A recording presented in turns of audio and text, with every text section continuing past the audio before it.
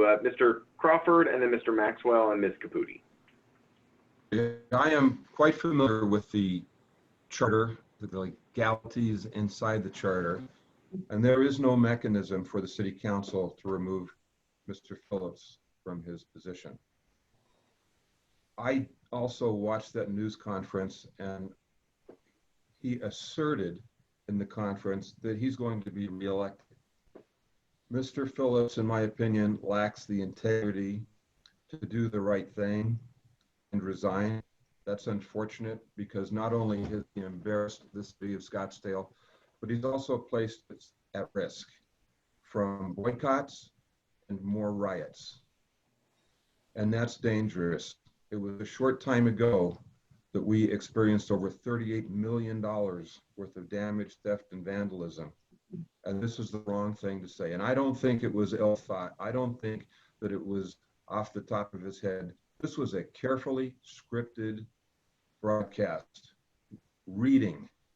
And he bathed in the joy of the crowd as they applauded in between those statements. And I won't even repeat the words. And I know this man. I have witnessed his political shenanigans with himself and his running mate, Bob Littlefield, for 2 decades. It's time for them to go now. Thank you. Thank you. Mr. Maxwell? Yeah, thank you so much. Well, I agree with everybody else. I think that what he said was certainly unfortunate. And Bill's also right, Bill and Betty are also right, that there is no mechanism in the city charter to remove him. City leaders have asked him, including the governor and Senator McSally, to remove himself from office. Here's the issue for me, is that regardless of intent, the city has been damaged economically.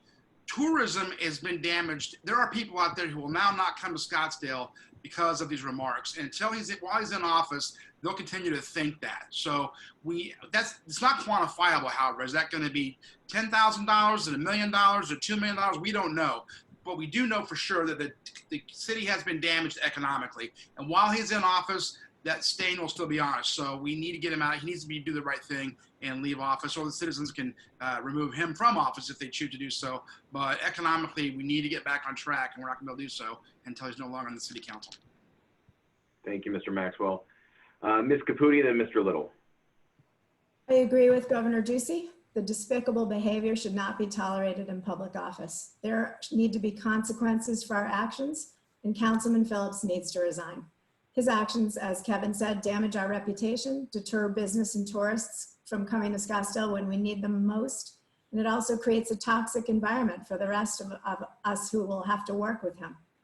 This idea of leaving the decisions to others is completely unacceptable to me. We'll let the voters decide.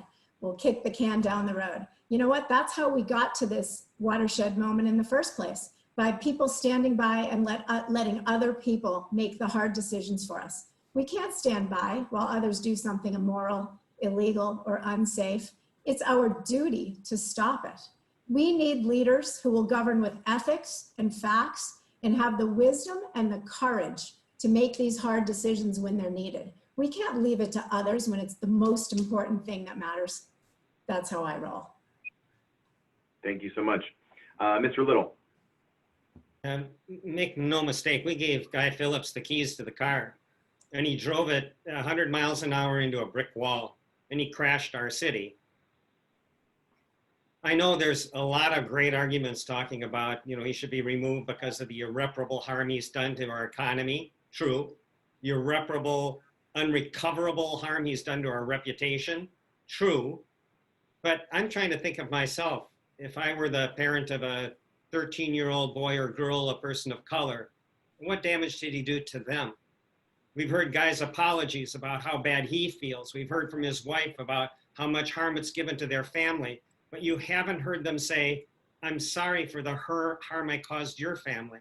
So, sometimes we talk about education. It's a great thing because it helps our economy. No, it helps kids first. What Guy Phillips did hurts people. It hurts people who are already marginalized and already oppressed. Let's put ourselves in their shoes for a while.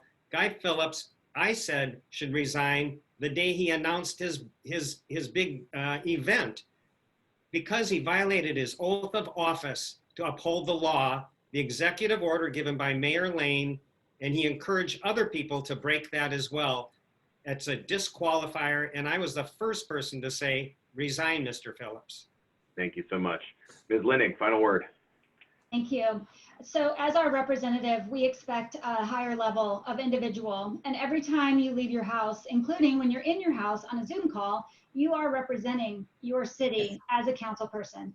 And, you know, there's two thoughts. One is if he truly didn't know what he was saying and was just gasping and said those words, then he's so disconnected that he is not a good representation for our city. And if he did know what he was doing, again, that is absolutely reprehensible, and he does not belong as a representative for our city.